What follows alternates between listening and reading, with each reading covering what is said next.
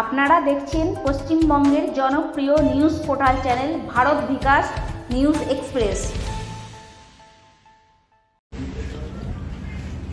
গতকাল 25 জুলাই সকাল থেকে বিভিন্ন সোশ্যাল মিডিয়াতে ইউটিউবেতে একটি ভিডিও প্রচার করা হয়েছে খুবই নোংরা ধরনের, যেখানে স্ত্রী পুরুষ চরিত্র দেখা যাচ্ছে।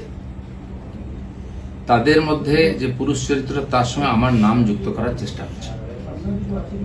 ভিডিও ঠিক কি ভুল তৈরি করা কিনা, কোন চরিত্র কারা করেছে আমরা কিছু জানি না, কিন্তু এর দ্বারা আমার ব্যক্তি চরিত্রকে হনন করার, আমার ব্যক্তি ইমেজকে ধ্বংস করার এটা খুব প্রচেষ্টা হয়েছে। একটি ষড়যন্ত্র চলছে অনেকদিন, সেই চক্র থেকে এটা করা হয়েছে।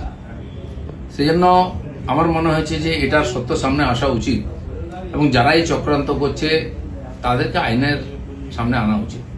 আমি পুলিশের সাইবার ক্রাইমেতে সর্বোচ্চ অফিসেতে আমার তরফ থেকে কমপ্লেন করেছি যাতে এই তদন্ত করা হয় এবং যারা এই চক্রান্তে যুক্ত তাদেরকে এক্সপোজ করে আইনের সামনে আনে, আইনের দ্বারা সাজা দেওয়া হয়। আমি অপেক্ষা করছি পুলিশ কি করে। আর রাজনীতি এটা নতুন নয়, এ ধরনের চক্রান্ত চলতেই থাকে। অনেক বড় বড় নেতাদের, বড় বড় মানুষদের বিরুদ্ধে এই ধরনের চক্রান্ত হয়। এটা হচ্ছে শেষ অস্ত্র প্রয়োগ করে তাকে শেষ করে। আমাদের পার্টি তো 5-6 বছর আগে বেশ কয়েকজন নেতার বিরুদ্ধে একজন মহিলাকে দিয়ে বলানো হয়েছিল। তার মধ্যে আরএসএস এর প্রচারক ছিলেন এবং পার্টির উচ্চ নেতৃত্ব ছিলেন।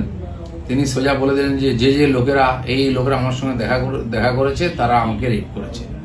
তার উপরে পুলিশি কার্যবাহী হয়, কোর্ট কাছে, তারপরে শেষ চাপা পড়ে যায়।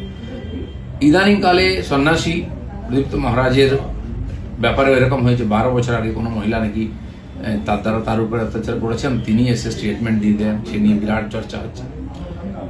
এ ধরনের ঘটনা লাগাতার হয়। আমাদের পার্টির একজন বরিষ্ঠ নেতা আছেন মাননীয় সঞ্জয় যোশী, তার বিরুদ্ধে বিভিন্ন এই ধরনের ভিডিও সিডি করে সারা দেশে পাঠানো হয়েছিল। অনেক এটা নিয়ে আলোচনা হয়, পরে যখন ফরেন্সিক টেস্ট হয় দেখা গেল সেটা ফেক ছিল। সেই জন্য আমার ব্যক্তিগতভাবে যেহেতু আমাকেই আক্রমণ করা হবে, বদনাম করার চেষ্টা হচ্ছে, আমি পুলিশের কাছে, আইনের কাছে গেছি। আমি দেখতে চাই পুলিশ কি করে এই ধরনের চক্রান্তে, কারণ এর তো কারোর বিরুদ্ধে লড়াই করা সম্ভব নেই ভাবে। টাকা পয়সা দিয়ে চক্রান্ত করে যে কোনো মানুষকে যে কোনো সময় বদনাম করার চেষ্টা হচ্ছে। তো সেই চেষ্টার বিরুদ্ধে আইন আদালত একমাত্র আমাদের রাস্তা।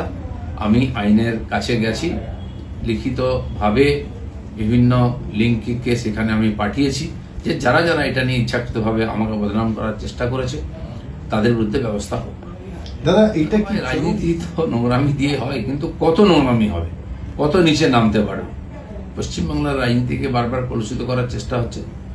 আমরা যারা সাধারণ কর্মী হিসেবে সাধারণ মানুষের সঙ্গে থাকি, আমিও 40-42 বছর ধরে সামাজিক জীবনে কাজ করছি। আর্থিকভাবে আমাকে কেউ বদনাম করতে পারেনি। অন্যান্য অনেকবার কমপ্লেন আনা হয়েছে, আমি তার জবাব দিয়েছি। এই লড়াইটাও আমার ব্যক্তিগত লড়াই, আমি পার্টিকে মধ্যে ইনভলভ করিনি। এই লড়াইটা আমি লড়ছি। আমি জানি না রাজনীতি কত নিচে নামবে, সেই জন্য এই চক্রান্তের যে রহস্য সেটা উদ্ঘাটিত হওয়া উচিত।